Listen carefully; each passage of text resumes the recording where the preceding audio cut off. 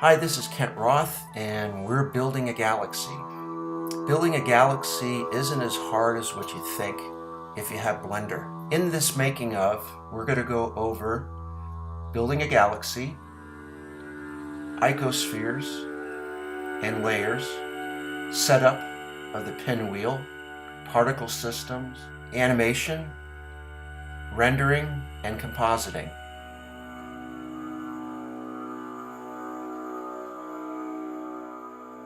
The first step to creating a galaxy was creating a simple shape called an icosphere. I have numerous icospheres that are created and they're on a separate layer from the rest of the main part of this project. The icospheres are simple objects that have texture that glows. I have it as material and different colors, right? Mainly, most of them are white, and then I wanted the secondary color to be yellow and reddish orange, and then the last one to be blue. The first part of this project is I have to create a pattern for all the icospheres to follow, okay? And the first part of that process is simply by creating what is called a spline, and it's just this simple line that follows this pinwheel, and the icospheres will follow that by telling a particle system to express them outward from a larger icosphere, which would be this one right here. This icosphere will not be seen in the final render. It's just there as a base to explode them outward. You don't want the icospheres to be exploding like an explosion, but you want them to be moving outward with some kind of twists and turns, but not falling, okay? So we have to turn the gravity off and use another field, okay, which would be right here. I'm going to turn off the first icosphere. This field here is for only one reason, it's gravity. So I have the gravity set to 0 because if I had it set to anything else, if I had it to positive, the icospheres would move upward, and if I had it down to negative, they would fall, okay? I just want them to float like they are in actual space.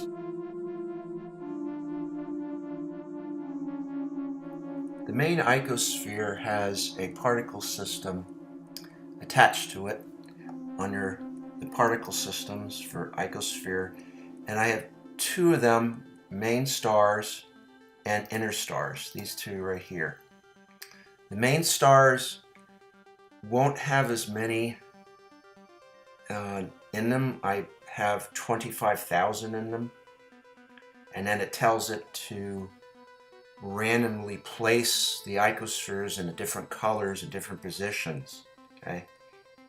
The inner stars has 50,000 icospheres, and the randomness of the placement, I don't have that set as high, so when that is more concentrated in the middle, and it's going to be brighter in the middle, and it's going to be more washed out and more white, and then as it fans outward, it's going to have more colors into it and more blotchy areas of different colors of yellow and orange and red and blues. And blue will be the color that is the least. Orange is the second least.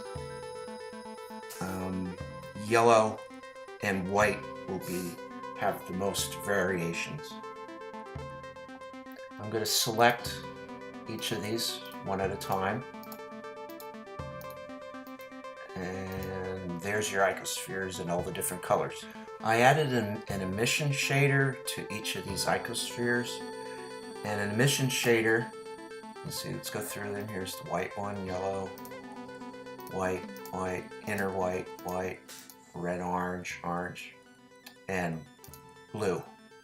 An emission shader does exactly what it means. It emits a radiant field outward, creating a star kind of look. When the icospheres are emitted from the larger icosphere in the middle, that it's going to collide with that and create the pinwheel effect. I just need something to be in the way. So what I did was I created just a simple paddle kind of object, and I made 4 of them. The icospheres will collide, bouncing off of there and then spraying outward.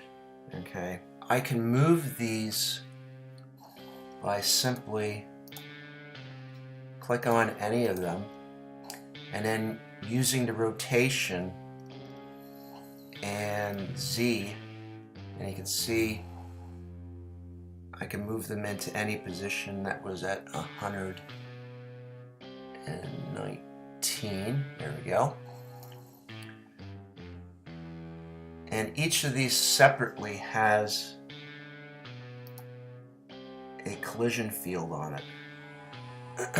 All of these collision parameters you have to fiddle with until you get what you want.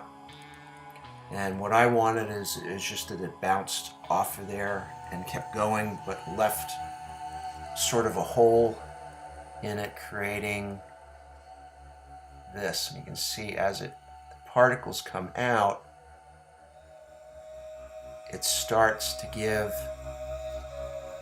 the effect of a pinwheel, and then it sprays outward, and it doesn't really start to look like a galaxy until you start getting past 155, 160 here on a timeline. Okay, so what I did was I decided that I was just going to render 1 frame. Instead of doing a live animation, I was just going to do 1 frame and then just multiply that frame over and over again and make it flicker a little bit. Because I felt that as it was moving outward, it was moving too rapidly for a shot that was farther away. The final result is with the main star's particle system. You can see that there's more colors here outwardly, and it's more distinct of the colors, and there's not as many icospheres. With the inner stars here, there's a lot of white and yellow, and then there's a few patches of blue, and that's the result that I wanted.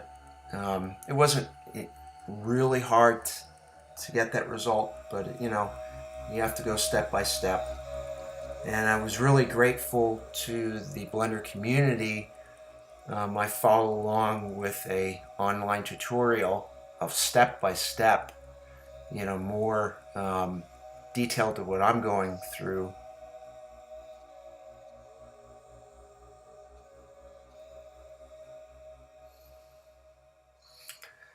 All right, everything is complete. I have all the parameters of every icosphere and it's looking good. I have it set on frame 200, and let's go up to render and let's do a test image.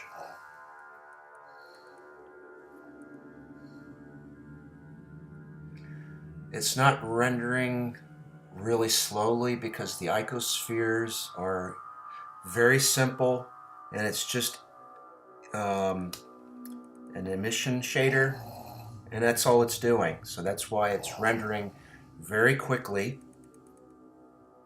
We're only up to 25 seconds so far.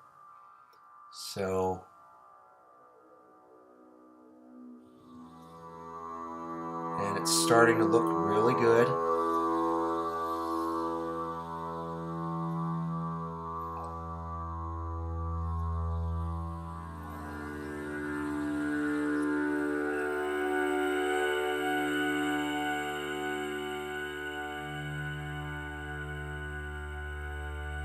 Alright, we're rounding the corner and it's finished. And there is the completed image. And I added some compositing effects. And let's go to compositing. In the compositing section here, I'm using nodes to add two effects. One is a glare with streaks. And let's try the different, they have low, medium, and high. Let's just go to high, see what that does for the streaks. If there's any change. Okay, the streaks are smaller actually. And medium. I sort of like the high streaks, okay? And then there's also a ghost glare, and let's start out with low and see what that does. Okay, it's a little bit more detail. Let's go to high.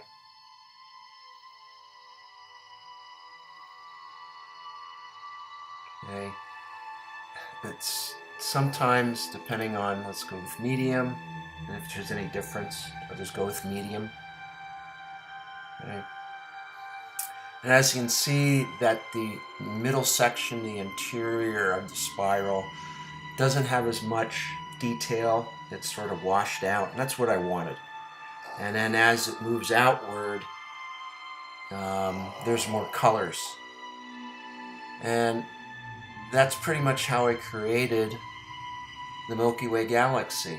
You know, it's my artistic interpretation, and that's what I wanted. I wanted every image to be an artistic interpretation, and that it was created through some kind of, you know, process that I used. I could have used NASA's Hubble telescope pictures. They have them for free, and they don't really care what you do with them as long as you credit them to NASA, and I didn't want to do that.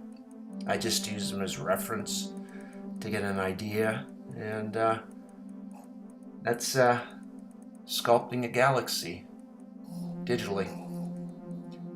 Thanks for following along with this. Yeah, thanks, Oreo. That's my buddy. All right, take care, everybody.